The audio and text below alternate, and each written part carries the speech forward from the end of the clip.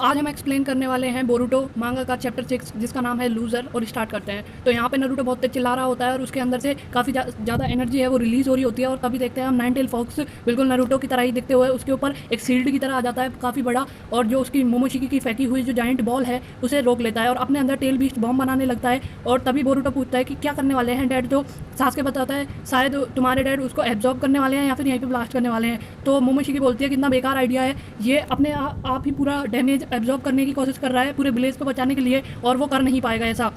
तभी बोरुटो बोलता है रुक जाए डैड, ऐसा ना करे। तभी जो हमारा जो नारुतो होता है वो पूरे उसको एब्जॉर्ब कर लेता है और काफ़ी बड़ा धमाका होता है और काफ़ी तेज हवा चलती है। तभी एकदम से बोरुटो देखता है कि उसके डैड ने वो अटैक एब्जॉर्ब कर लिया है और वो उसके आगे खड़े हैं। तो वो बोलते हैं कि इतना बड़ा अटैक डैड ने खुद एब्जॉर्ब कर लिया, मतलब वो अपनी स्ट्रेंथ की वजह से ही आज हुकागे बने हैं, आज वो अपनी हार्डवर्क की वजह से ही यहाँ पे है। उसे समझ आने लग जाता है कि निंजा टूल्स वगैरह कुछ नहीं है, और वो अपने डैड के बारे में अब अच्छा सोचने लगता है। तभी वो जोर से चिल्लाता है डैड, और वो देखता है कि वो एक हॉस्पिटल के बेड पे लेटा हुआ है और उसी के साथ साकुरा और मित्सुकी दोनों होते हैं। सारादा, सॉरी साकुरा नहीं सारादा, है ना, सारादा और मित्सुकी दोनों होते हैं। और वो बोलते हैं बोरुटो तुम उठ गए। तो वो बोलता है हाँ मैं कितने दिनों से था बेड पे। तो वो बोलता है तुम थोड़े से दिनों से बेड पे ही लेटे हुए हो और सेवंथ हुकागे ने हम सबको बचा लिया। और तभी उसे अपने मॉम और हिमावारी के बारे में याद आता है और वो भाग के जाता है और देखते हुए जो हिनाता है वो बेड पर लेटी हुई होती है और हिमावारी उनका हाथ पकड़ के साइड में होती है, और जो सारदा की मॉम होती है वो हिनाता को ठीक कर रही होती है। तभी वहाँ पे बोरुटो आता है और वो बोलता है मॉम। तो वो पूछता है कि मॉम की ऐसी हालत कैसे हुई। तो वो बताती है कि तुम्हारी मॉम है वो बीच में आ गई थी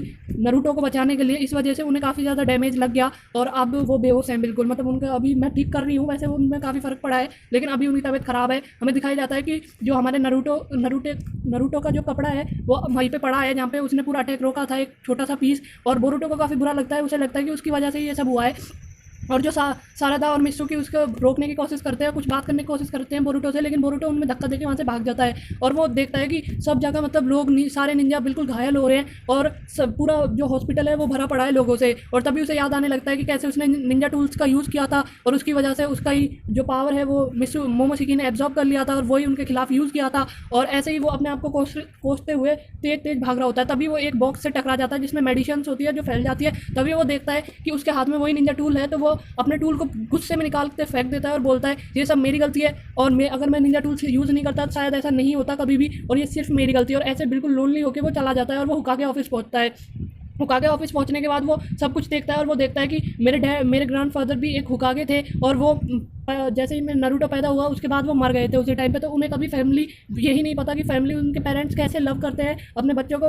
उनको कभी फैमिली की मतलब उनको कभी ऐसा मतलब अपनी लव ही नहीं मिला अपने पेरेंट्स का कभी भी। और वो देखता है कि यहाँ पे काफ़ी सारे इंपॉर्टेंट कागज रखे होते हैं। तो वो बोलता है कि तो पापा ये काम करते हैं दिन भर यहाँ पे बैठ के सिर्फ इन कागजों को देखते रहते हैं, ये काम कोई भी कर ले। और ऐसे वो सोच रहा होता है और फिर अपने आप को ही कोसने लग जाता है। मतलब वो काफ़ी ज़्यादा दुखी होता है अपने मन में और बहुत ज़्यादा गिल्ट फील कर रहा होता है। वो सोचता है कि जितना भी कुछ हुआ है वो सिर्फ उसी के कारण हुआ है। और गाइस मेरी तबीयत थोड़ी ख़राब है, इस वजह से शायद कभी कभी आपको आवाज़ में ऐसा लग रहा होगा, तो सॉरी फॉर दैट कि मैं अब इतना स्पीड में नहीं बोल पा रहा हूँ क्योंकि मेरी आवाज़ में मतलब तबीयत ख़राब है, गला ख़राब हो रहा है।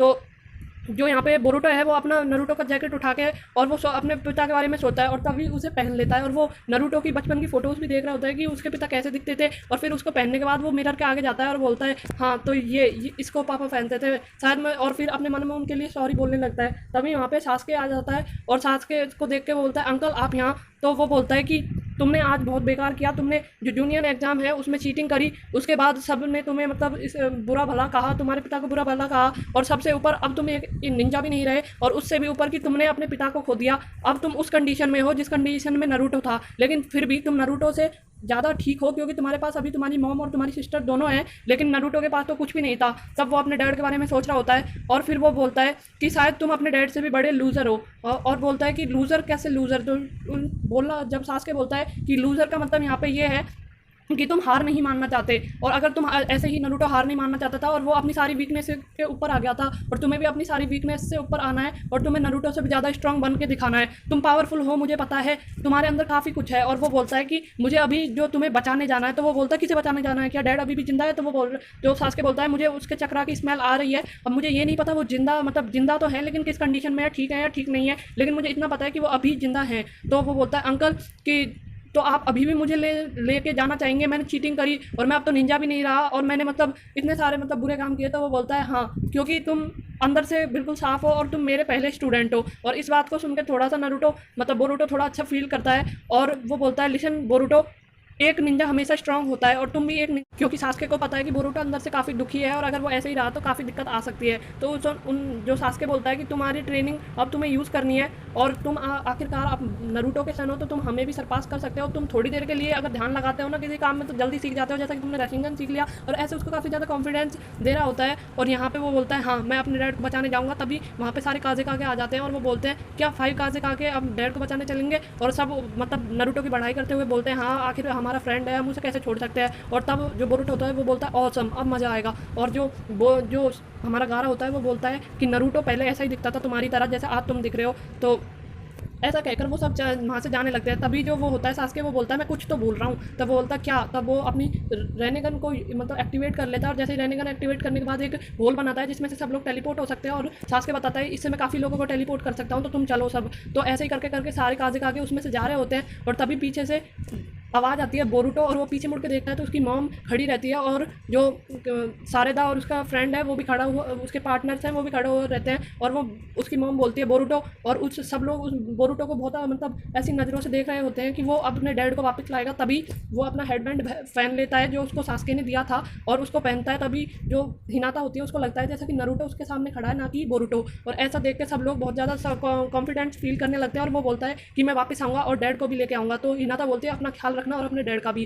और ऐसे बोल के वो उस होल से निकलता है और उसके सारे फ्रेंड्स जैसे नरूटो अपना हाथ आगे करता है सेम उसी तरीके से सब लोग उसका हाथ आगे करते हैं और वो बोलता है वेट करो डैड मैं आ रहा हूँ।